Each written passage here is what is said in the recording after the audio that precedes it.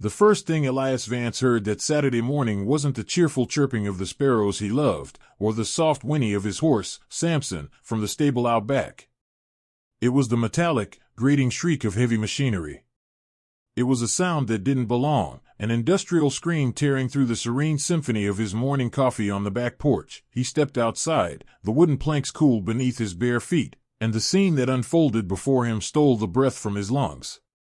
Beyond the wildflower meadow that marked the end of his property, a line of workers in neon vests were driving thick, green steel posts into the earth. A massive roll of chain-link fencing, like a coiled metal serpent, lay waiting to be unfurled. A cold knot of disbelief tightened in his stomach. This was the disputed land, the narrow, forgotten strip that ran between his property and the manicured golf course of the Willow Creek Homeowners Association. He'd been fighting them for months over it, a bureaucratic paper war filled with cease and desist letters and zoning complaints. But this was an act of war. As he watched, paralyzed, the foreman nodded, and the machine began to unspool the fence, linking it to the posts with brutal efficiency. It stretched, not just along the disputed line, but further, curving around. His heart began to hammer against his ribs. They weren't just fencing off the disputed land. They were fencing him in. The machinery moved with a chilling purpose, and with a horrifying, dawning clarity, Elias realized the truth. The fence was forming a perfect, impenetrable circle around his entire 10-acre ranch. They were building a wall around his world, and he was trapped inside. 3 years ago, the sprawling ranch on the outskirts of Willow Creek wasn't just a purchase for Elias Vance. It was the culmination of a lifetime of striving. It was the reward for every double shift he'd worked as an electrician, for every sacrifice made to build his own successful contracting firm from the ground up. The house, with its wide, welcoming porch and fieldstone fireplace, was his sanctuary. The 10 acres of land, with its ancient oak trees and the gentle creek that babbled along the eastern border, were his freedom. For Elias, a man who valued peace, privacy, and the simple dignity of working with his hands, it was heaven. He knew moving next to Willow Creek Estates came with certain expectations. The HOA, presided over by a man named Gerald Covington, was legendary for its strictness. Covenants, conditions, and restrictions were gospel. Fence height, mailbox style, paint color, everything was meticulously controlled to maintain a specific, flawless image. Elias, wanting to be a good neighbor, had read the 50-page CCR document cover to cover. His property, however, was technically just outside the official HOA boundary, a legacy of the land's old farming plots. He was adjacent, not a member. He believed it granted him a blessed immunity from their nitpicking. He was wrong. The first hint of trouble was subtle, a paper cut disguised as a friendly welcome. A letter from the HOA's architectural committee, signed by Gerald Covington himself. It expressed concern that the rustic, natural state of Elias's meadow, a vibrant patch of native wildflowers and grasses, was not in keeping with the community's curated aesthetic. They suggested he replace it with sod. Elias politely declined, explaining it was a deliberate native habitat for local pollinators. The letters became more frequent. A complaint about his wooden barn, which they called an outbuilding, not being painted in approved neutral tone. A warning about Samson being visible from the golf course, which could be distracting to players. Each missive was couched in the sterile language of rules and regulations, but Elias could read the subtext. His way of life, his choices, his very presence, was a smudge on their perfect picture. The disputed land was the final straw. It was a narrow, weed-choked strip that had been part of his property survey for decades, but which bordered the HOA's golf course. Covington, armed with a contradictory survey from the 1980s, claimed it was common area. He demanded Elias cease encroachment and remove a small shed he used for storing gardening tools. Elias, armed with his own clear, modern survey, refused. The cold politeness in their interactions evaporated. Covington, a man with a perpetually suntanned face and the smug authority of someone who'd never been told no, began to look at Elias not as a neighbor with a grievance, but as a problem to be solved. The looks Elias got at the local hardware store changed from nods of recognition to lingering, curious stares. He was no longer just Elias Vance, contractor. He was the black man on the edge of Willow Creek, the one causing trouble. The emotional weight of it was a slow, constant pressure. This was his home, his refuge, and layer by layer, they were making it feel like a fortress under siege. The fence went up in a single, relentless day. By sunset, it was complete, an 8-foot-tall chain-link monstrosity, topped with 3 strands of barbed wire, encircling his entire property. It was a blatant, shocking act of aggression, so audacious that Elias half expected a TV news crew to show up. None did. In Willow Creek, the HOA's rule was law, and its execution was swift and silent. The next morning, Elias discovered the final, crushing detail. There was only one gate, a heavy, double-wide affair large enough for vehicles, and it was padlocked with a thick, industrial-grade shackle. The key was not in his possession. He was, for all intents and purposes, a prisoner on his own land. His first call was to the county sheriff. Deputy Miller arrived, took a slow walk around the perimeter, and listened to Elias's story with a neutral expression. He then called Gerald Covington. Elias watched the deputy's face, hoping for a flicker of outrage. Instead, he got a patient nod. "Mr. Covington says this is a civil matter regarding a property line dispute," Deputy Miller said, clipping his phone back to his belt. "He's got a court injunction, filed ex parte yesterday, that gives them the right to secure the contested asset until the matter is settled in civil court. Says you're a trespass risk." My hands are tied. "A trespass risk? On my own property?" Elias's voice trembled with a mixture of fury and disbelief. "They've caged me in." "How is this legal?" The deputy offered a weak shrug.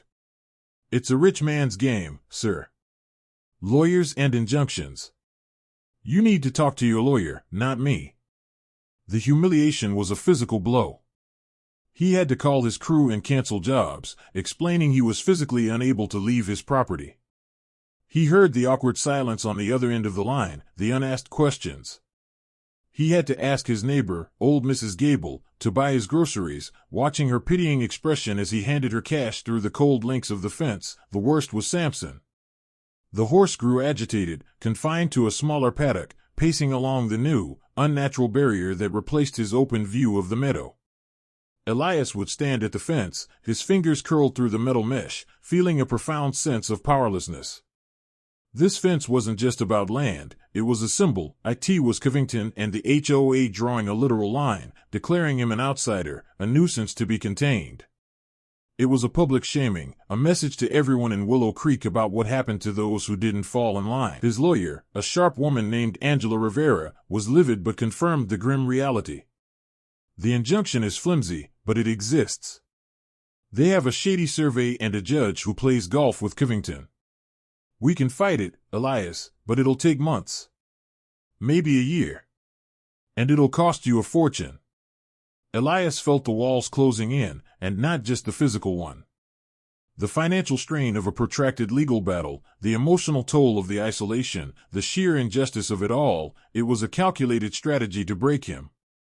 To force him to sell his heaven to them at a discount and disappear. One afternoon, as he was using bolt cutters to sever the fence just enough to create a small, hidden passage to get his mail, a tiny act of defiance that felt both necessary and pathetic, he saw them. Gerald Covington and 2 other HOA board members were standing on the golf course green, just on the other side of the fence. They weren't even pretending not to watch. Covington took a sip from a stainless steel water bottle, said something, and the other 2 men laughed. It wasn't a loud, cruel laugh. It was a quiet, comfortable one. The laugh of men who had already won. In that moment, something in Elias shifted. The despair didn't vanish, but it was forged in the fire of that smug, casual laughter into something harder. Something colder. They thought this was a game of pressure and legal fees. They thought he was just trying to find a way out. But Elias Vance was a builder. A problem solver. And he stopped thinking about how to tear the fence down. He started thinking about how to turn their own weapon against them. He began to research. He pored over property records, land surveys, and tax maps late into the night. He wasn't just looking at his own plot and the disputed strip. He looked at everything. The golf course. The clubhouse. The surrounding parcels. And that's when he found it. A small, seemingly insignificant notation on a county zoning map. The access road that serviced the golf course maintenance building, the very road that ran right up to his new gate, it wasn't on HOA common land. It was a separate, landlocked parcel. A forgotten sliver of property, owned by a dormant LLC whose registered agent had died 2 years prior. The property with the only gate in or out of his world. A slow, grim smile spread across his face for the first time in weeks. They had locked the gate and thrown away the key. But what if he owned the lock? What if he owned the very ground the lock was attached to? The wheels of justice, when greased with enough money and ruthless intent, can move with startling speed. Elias liquidated investments. He took a substantial loan against his business. Angela Rivera worked her own legal magic, navigating probate court to force the sale of the dormant LLC's assets to settle its lingering taxes. The process was complex, but it was conducted in utter secrecy. To the outside world, to Gerald Covington sipping his coffee and planning his next harassment campaign, Elias Vance was a defeated man, slowly being choked into submission. The call from Angela came on a Tuesday. "It's done, Elias. The deed was recorded an hour ago. You are now the proud owner of Parcel 7A, a 0.15-acre strip of land including the maintenance access road and," she paused, her voice dripping with satisfaction, "the ground upon which the gate to your property is hinged." Elias didn't celebrate. He simply nodded to himself, a deep, resonant calm settling over him. The hunter had just become the prey that he waited 2 days.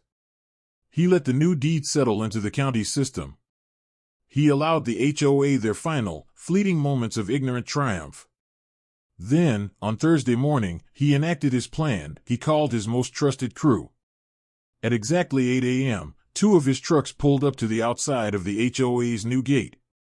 They unloaded a brand new, even heavier-duty gate, a massive steel sliding mechanism, and a professional-grade concrete mixer.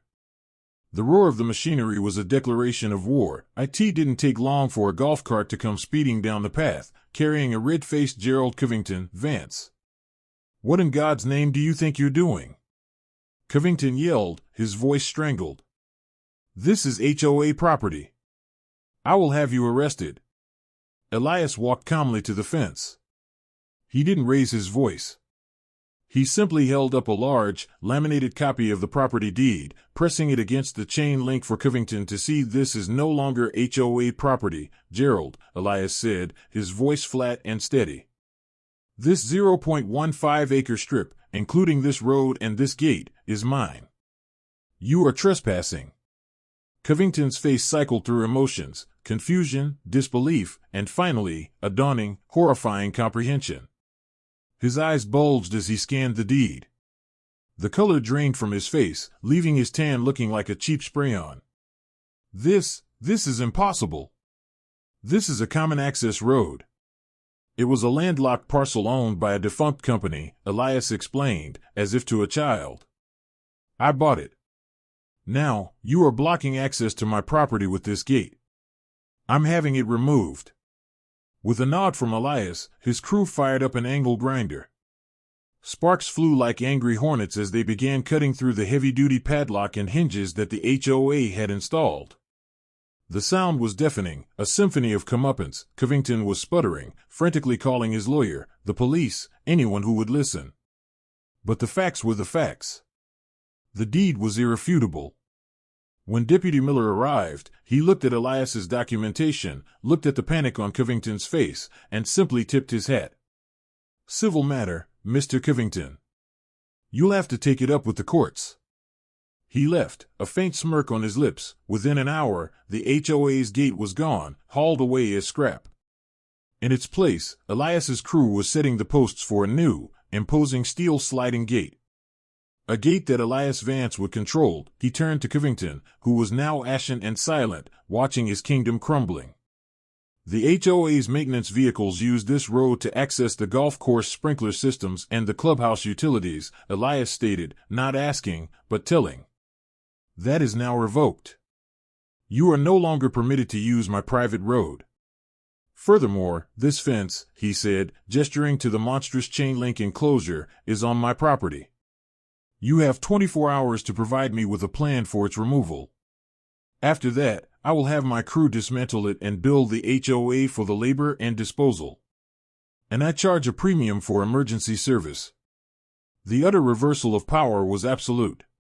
Covington wasn't just defeated, he was neutered. The tool of his oppression, the fence, was now a monument to his own hubris, and it belonged to the man he had tried to crush. The fence came down the next week. The HOA, facing a legal and logistical nightmare of having no access to maintain half its golf course, capitulated completely. They paid his invoice without a word of complaint. Elias watched as the same workers who had erected the barrier now tore it down, the screech of metal now sounding like a song of liberation. Sampson, sensing the change, let out a loud, joyful whinny and trotted freely back to his beloved meadow, but Elias wasn't finished. Justice, he believed, wasn't just about removing a barrier, it was about building a new foundation. He installed his new, formidable gate, but he never locked it. Instead, he posted a simple, elegant sign beside it on his property, private road.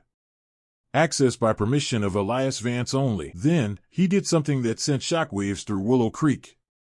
He granted permanent access easements to every property owner on the outskirts of the HOA, the ones like Mrs. Gable, the older residents who had always been quietly sympathetic to him, the ones who the HOA elite also looked down upon. He gave them the access the HOA had now lost.